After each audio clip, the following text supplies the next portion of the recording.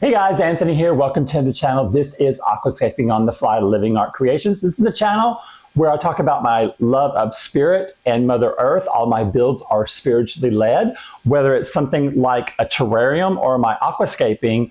And we also love to do DIY, and we love to forage out in Mother Nature for our rocks and gravel, if I can speak clearly. Okay, this is really a FYI, be careful if you do this. I just did a video about my water parameters, and those of you guys who are new to my channel, I show everything that happens in my tanks. I document everything. I'm showing 100% realism. And so part of my research that I do online is I use ChatGPT a lot.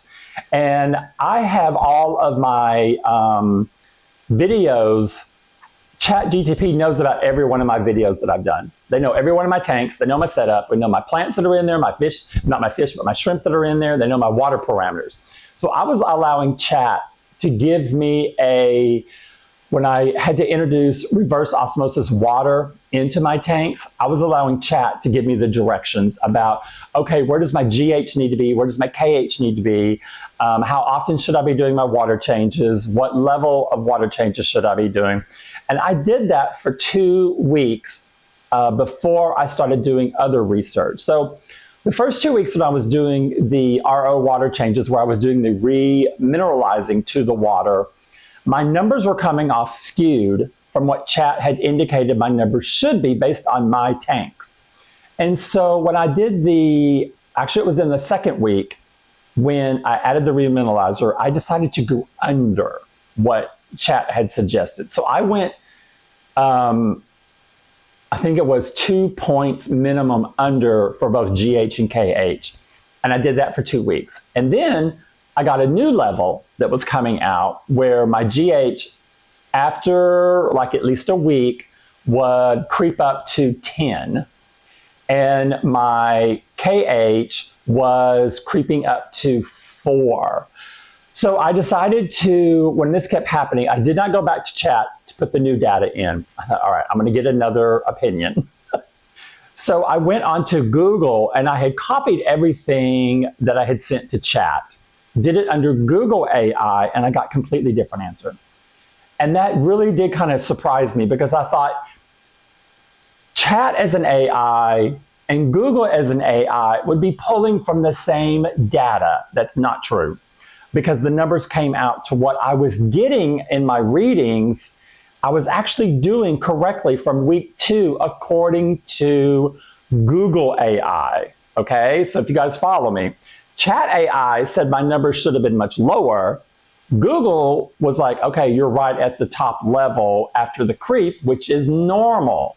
Just make sure that when you have top offs, you're using pure RO water and not remineralized RO water, because the water evaporates, but the chemicals do not evaporate that's in the water. So I took that advice, and for the first time, I just got back from a trip, and I had to top off my tanks because I thought, okay, I'm going to be gone another 3 days. Let me top off my tanks. And I did. I used just the pure RO. Come back, do my testing. I'm still right there where I was even before, at just the top level of it on most of my tanks. I just retested everything, all my tanks. And I thought, okay, let me take this one step further. So I started doing more research. I was going on my favorite plant websites, and they would give one level of numbers for tanks with shrimp, especially the neocaridinias, which is what I'm using. This is where your numbers should be. And I thought, okay, that's still too low.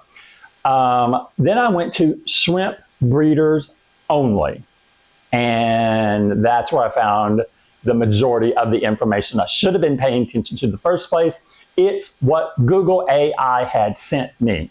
So the parameters on Google is you can go from 6 to 10 GH, which is what my tanks were testing out at after 24 hours or more of having the RO water added. And then when you're putting your minerals into the water, when you're first setting the water up and you're remineralizing it, that gave another formula for how your water should be, what level it should be remineralized at, to go in and do, and I was still doing a 30% change out.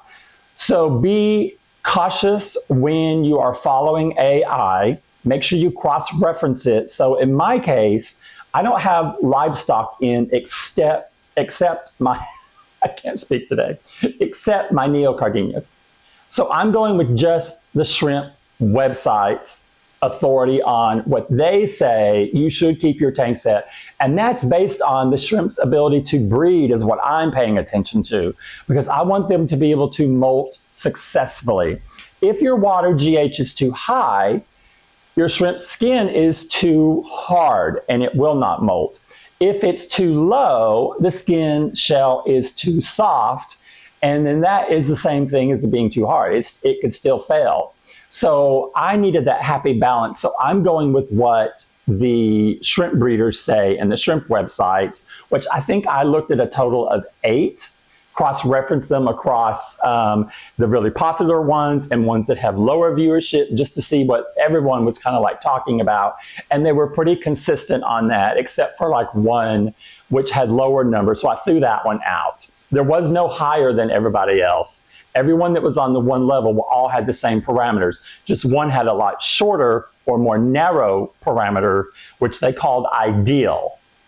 Okay, maybe it would be ideal, but if you can go up from an 8 to a 10 on a GH, that's a big difference in saying, no, 8 is your top. Now, if you've got that little wiggle room, okay, it can creep up to 10. That's meaning as the water evaporates and you're adding more to it, of course, the minerals stay in there. That's why they call it the creep up. So just use caution and try to cross-reference. I will never say that I am the end all. I'm just like you guys. I am a person that works a full-time job. I have my tanks in my living room, and I just want to make sure I have the best environment so my shrimp are healthy. And I want them to be able to breed so that I don't have to buy shrimp for every single tank in the future. I can use shrimp that I've already got that I've raised myself. So I wanted to just give this a shout out just because it's an issue I found, and I think if I find it, there's probably someone else out there that needs the exact same information. So I hope this resonates with you, and if you have any questions, please leave me a comment. What you're having success with or what you're not having success with, or maybe if you don't even use AI whatsoever and what website you're going off of. I'm open to the dialogue that comes through, and I will say that I love how my subscribers and my commenters and the likes, they're just amazing. I have a new channel and I want it to grow, so please consider subscribing and liking and commenting. So until the next time, you'll either see me in the skies or I'll see you on the next video update. You guys have a great day. Bye.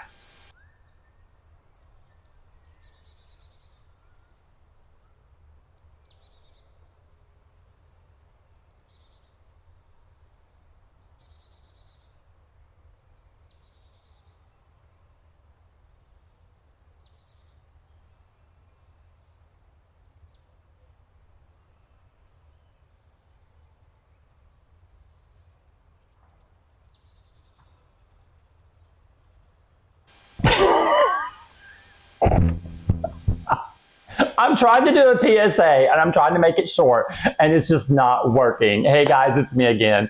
Sorry for the interruption. You thought the video was over, but no, it's not. I want to do a public service announcement and I want to say a huge heartfelt thank you to all my subscribers, all my comments, all my likes for the videos. You guys humble me. And you have no idea what it means. My channel is new. It's not even getting sent out yet by their algorithm to its intended audience. It's going off to these bizarre places where there's no logical connection between an aquascaping and what they're sending me out. So here's my plea for you guys. I want this channel to explode online. I believe in my content. I believe that I have a voice for people that are like those of us that are sitting at home and want to engage in this, but maybe a little hesitant. That's why my videos are always a full-on tutorial, and I'm showing you the realism. I show you what has worked, what has failed, and I don't hold anything back. I don't even edit my videos anymore. When I mess up in a video, I just keep rolling because the realism seems to work for me. And I don't shy away from talking about how this hobby is therapeutic, how this hobby is spiritual. I don't hide my spirituality from you. I don't hide the fact that I am divinely guided, which is the reason why I'm sitting in my studio right now with all these aquariums around me. I was guided to do this. And I feel it's part of my calling is to get a message out about how joyous, how healing, how you, no matter what issues are going on in your life, and you guys know that have a tank, once you step home, I don't care how stressful your day has been, you can look at your tank and it's your zen immediately.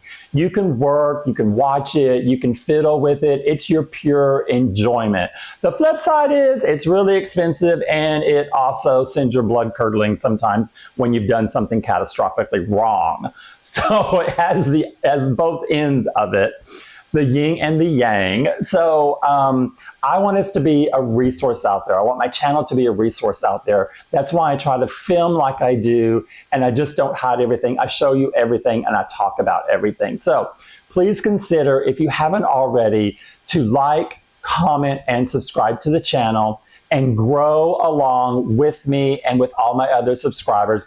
And please share your thoughts. So until the next video update, this is Anthony, and I'll see you out there in the skies.